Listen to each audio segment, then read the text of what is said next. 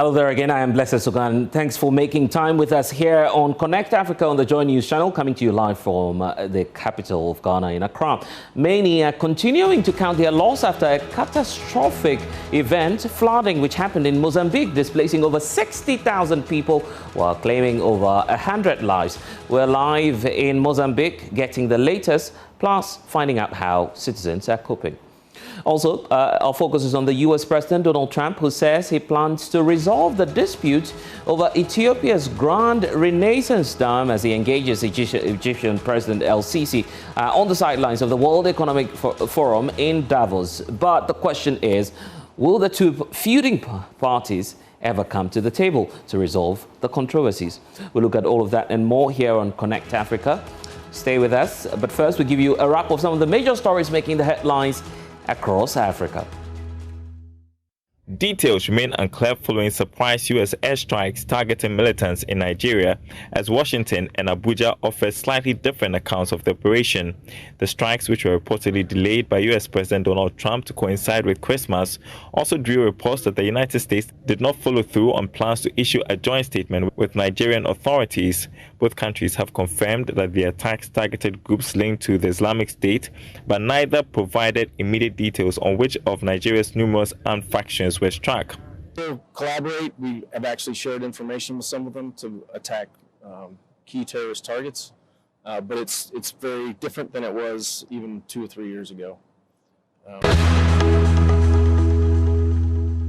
Hundreds of people attended a government-organized public meeting in Niamey on Saturday to support a nationwide movement aimed at strengthening Niger's defense against militant groups.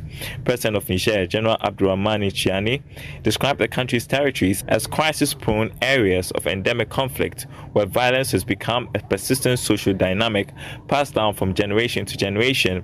Minister of Population, Social Action and National Solidarity, Sidiku Ramatu Jamakoy Seni, emphasized the moral responsibility of citizens to defend their homeland, noting that national defense is not solely the responsibility of the army, but also a matter of public commitment, values, and conscience.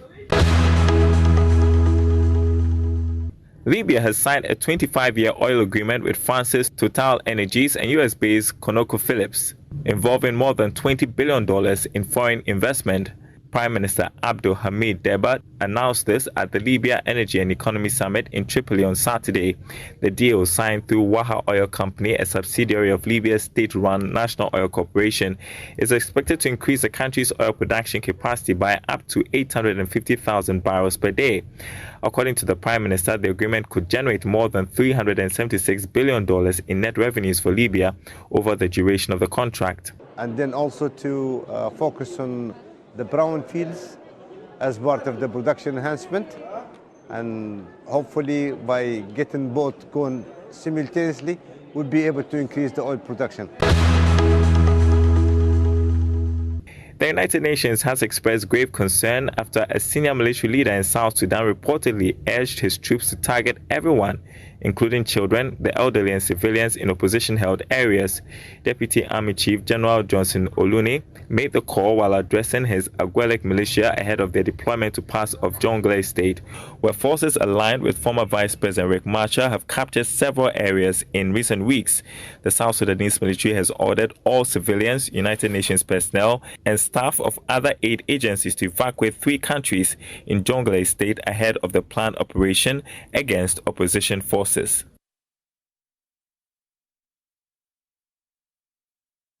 Some of the major stories that are making the headlines across Africa, but what's on our table now has got to do with what official sources are telling us about the situation in Mozambique, where reports are indicating that more than 100 individuals have died across 3 counties of the Southern African country, with the catastrophic flooding still wreaking havoc. We understand that 640,000 people have been displaced as a result of the flooding in Mozambique, and authorities are indicating that more than half of these persons, some of them in the Hazaf province and other parts of the capital, remain submerged with fears of hunger and disease, as well as outbreaks mounting. As we speak, local authorities are coordinating with the country's relief agency, the National Disaster Management Institute. So why don't we find out more of what's happening now? Joining us all the way from Mozambique now is Fernando Andre, who's Director Editorial for Savannah Radio in Mozambique. Thank you, Fernando, for your time. We see the pictures, quite a touching situation in Mozambique now. But what can you say about the situation now? Would you say it's under control?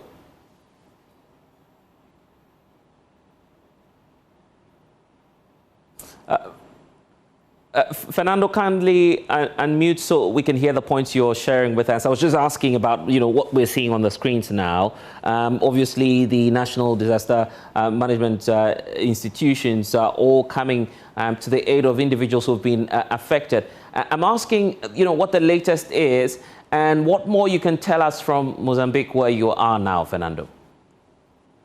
Yes, thank you for having me, and let me greet your viewers.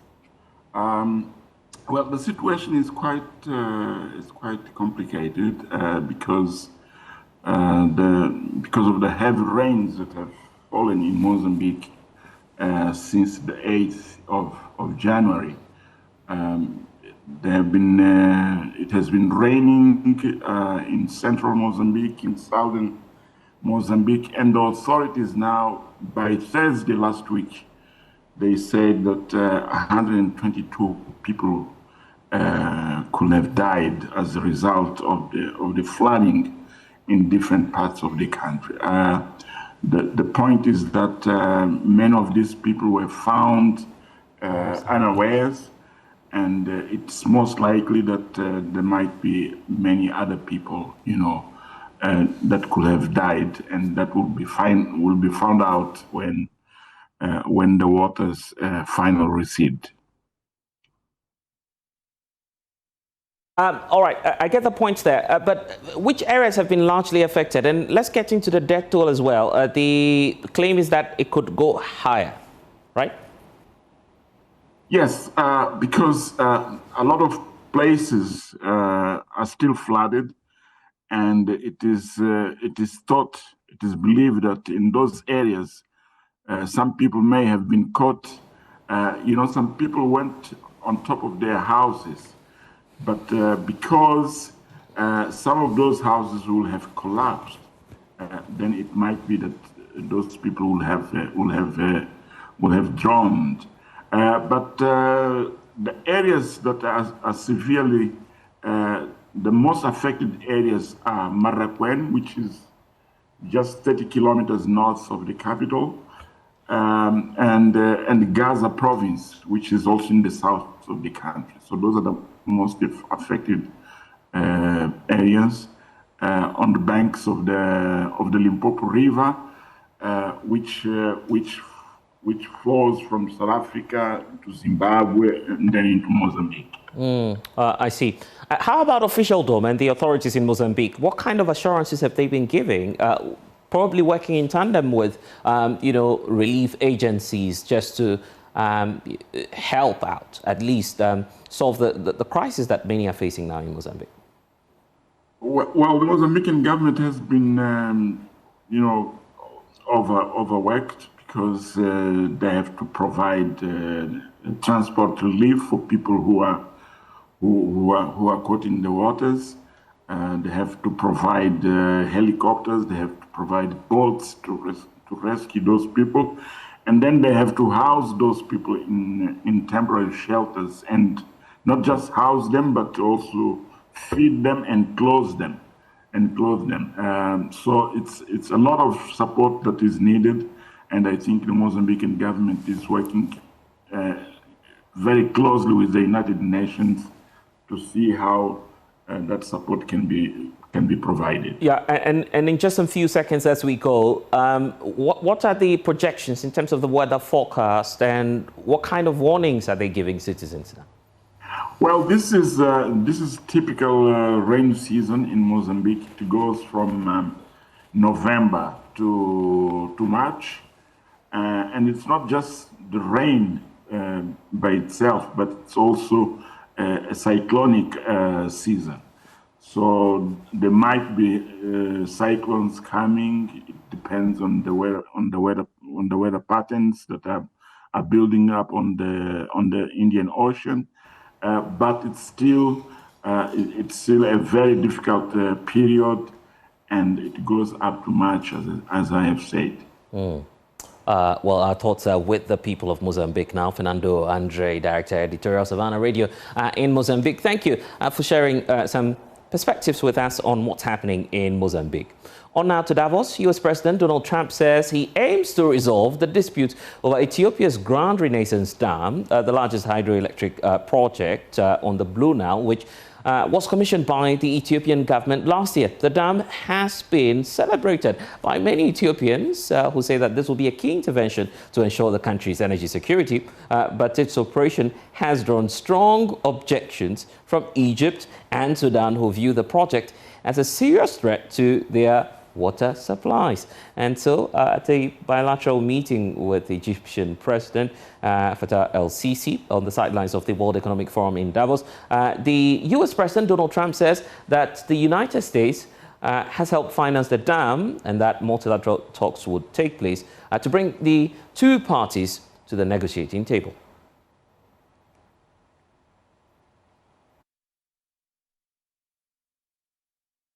They're talking about the dam that's been built in Ethiopia. It's one of the largest dams in the world, the largest dam in Africa, but it's one of the largest dams anywhere in the world. It was financed by the United States, and it basically blocks the Nile River. You know, when I think of Egypt, I think about the Nile more than any other place, in all fairness, but it goes through Ethiopia, and a dam was built, a very big one, very, very big one. Massive, and it was something that should have been talked about a long time ago when they were building it and financing it. So I got involved at the end of my first term, and I was going to have a deal. We were going to have pretty close to a deal. Then we had a rigged election, and I left, and of course Biden didn't do anything about it because he didn't know he was alive. And here I come back, and it's become a very dangerous issue, the dam, and I'll see if I can get that back on track. We were all set to make a deal. We're going to do a joint venture of sorts, and it would have been good. I think it would have been good for both.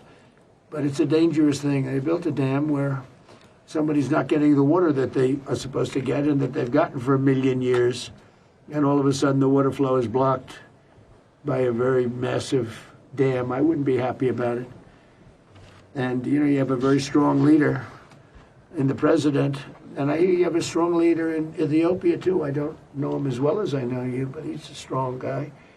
And I'm going to try bringing the two of you together, see if we can make a deal. Obvious point there by US President Donald Trump indicating his willingness to mediate the situation, but will that yield any positive results? Let's find out from Stephen Oyedemi, International Relations Analyst, joining the show now. Thank you so much, sir, for your time. First off, the US willing to bring the feuding parties to the table. Do you see anything coming out of this in the first place? Thank you very much. I think it's good that we are seeing this, effort by the United States to come and bring peace between these two countries that have been, at war in quotes over several years because of this dam. As of course, Egypt sees this as a big challenge to its water supply. As more than 90% of people in Egypt depend on this supply for their needs, and they see it as an existential threat. So. It's good that we're seeing, this coming back. A lot of efforts have been made in the past by, the AU, UN, and previously by the United States, which has not led to any, result. But we're hoping that this time we could see, meaningful results coming out of that, I would say. Yeah, you fairly may not be an expert when it comes to what might happen in terms of water supply to the likes of Sudan and Egypt, but is that threat actually hyped by the Egyptian and Sudanese authorities, or perhaps there's a real concern here, or it's merely politics, as many would say? Yeah, I think it's multidimensional actually. I think there's a political dimension as well as the plain, issues as they have, which is basically an issue of survival for Sudan and Egypt. They have a dam in Egypt, and if the bulk of the water coming through the Nile River has been, dammed by Ethiopia, because of the new, hydroelectric power dam, system that they have, and that means less, water going to, Egypt and Sudan, and of course that's a big problem. There's of course the political dimension whereby Ethiopia now becomes more of a power holder in the bloc, dictating, because it's able to generate more electricity, more industrialized. So it's able to dictate a number of things, and also able to export electricity to neighboring countries, and leverage that for a number of things. And I think it's expected that Egypt and the likes of Sudan will see this as some sort of threat, but definitely it's an issue of survival for Egypt and Sudan, because if bulk of the water has been diverted, is an issue for them. And here's some interesting dynamics I've been paying attention to, considering the fact that the project itself was financed by the U.S. government. Does that give any chance to the fact that possibly the dam could be decommissioned, at worst case scenario? Yeah, well, I don't think the dam can be decommissioned.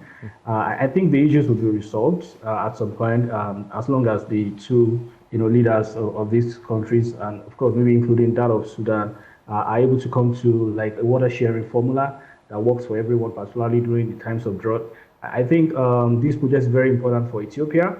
It has gotten a lot of support from Ethiopians, both home and abroad.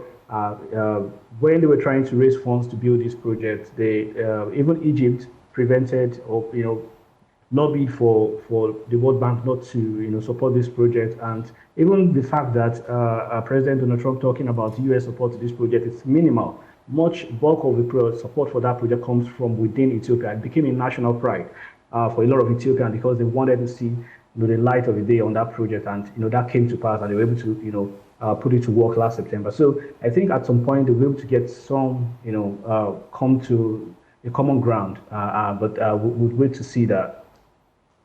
The point about how soon negotiations ought to start, because the feeling is that the damage has already been caused. We have the dam up already. Well, depending on how you see it, of course, it's maybe Egyptians and Sudanese see it as some sort of damage, but of course, it's a bright new day for them in Ethiopia. They're able to generate more electricity to support millions of people, over 120 million people without access to electricity. They're able to support them. So it's a bright new day for them. But for negotiations, I think for the U.S. president to have mentioned this shows how critical that issue is. I think a war has been prevented and not likely to happen.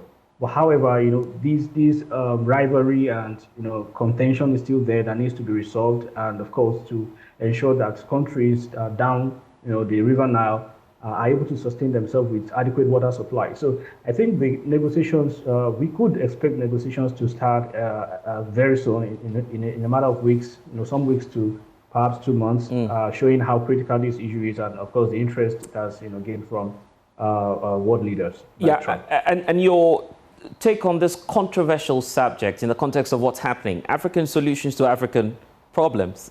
Should the AU not be leading this negotiation, by the way? Yeah, I think of course the AU and of course other institutions right here in Africa should be leading this kind of discourse and negotiations.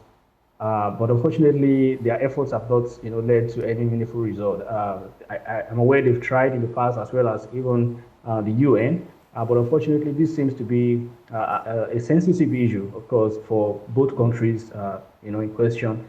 They are both determined. One wants to advance, wants to industrialize, needs the electricity. One is keen on its survival and the survival of its people, a lot of whom live along the River Nile for over centuries, and that's how they've been, how their culture has been. So it's really an issue that needs a lot of wisdom, a lot of understanding to resolve. And I'm really hoping that with the U.S. president stepping in, we can see some better outcomes from that. But at the end of the day, it's going to be some sort of water sharing formula that is just and that is fair to both parties. Yeah. What else can we say? Good luck to the feuding parties. We hope that, of course, peace will be the objective at the end of the day. Grateful for your time, Stephen Oyedemi, for joining us here on Connect Africa. And we'll still return to Davos when we get back from this break, because there's the talk about world trade and possibly what's been happening. I will get you some fresh insights from the Director General of the World Trade Organization, Okonjo-Iweala, who's been speaking about tariffs and trade wars. Please stay. Now we return to Davos because global trade remains resilient despite many disruptions and protectionism. Well, the words of Ngozi Okonjo-Iweala, Director General of the World Trade Organization, who is downplaying speculations that this new wave of tariff wars between America and other developed economies around the world could injure the World Trade Organization. Well, speaking at the World Economic Forum in Davos, Iweala argues that despite the shock, 72% of global trade still runs on the rule-based order of the World Trade Organization. Well, she's been arguing that although the system is strained as of now, it is not broken. I know everybody thinks multilateralism is dead and we're all on our own. But there are certain problems we just cannot solve in this world alone. And no one country or even one region can be responsible for regulating or putting the guardrails on AI. So should we not be looking to global cooperation on this issue, even though that's becoming a little bit of a dirty word? People get surprised, but why should you be? Some of the systems that were built over this past 80 years were remarkably well built. And so what is happening is that in spite of all the disruptions, there's some resiliency built into the system. And that's what's showing up, along with other new things that are happening. So for instance, on the trade front, trade has suffered the biggest disruption in 80 years, global trade. There's absolutely no doubt about that. Global trade rules have been undermined. But I think the system has been put together in such a way that is quite strong, and it will take a lot to destroy it. Because we find that when we do the analysis, we haven't changed our methodology. 72% of world trade is still going on WTO terms, and people find that difficult. So the system is resilient. What we should learn is that anyone who has too many dependencies, if business people and policymakers leave this place not knowing that they have to manage their dependencies, then they've not taken away a lesson. If we are over-dependent on the US for markets, from the trade front, over-dependent on China for critical supplies, we need to diversify. And I think part of what Mark was saying was that he is trying to diversify Canada in trade, and we are supporting that. Our members should diversify their trade. Okay, some lessons there from the World Trade Organization. But on that note, that's all we have for you here on Connect Africa. I am Blessed Sugan. We'll see you again. It's a wrap from us. Until then, log on to myjoyonline.com. So many stories there for you. Enjoy.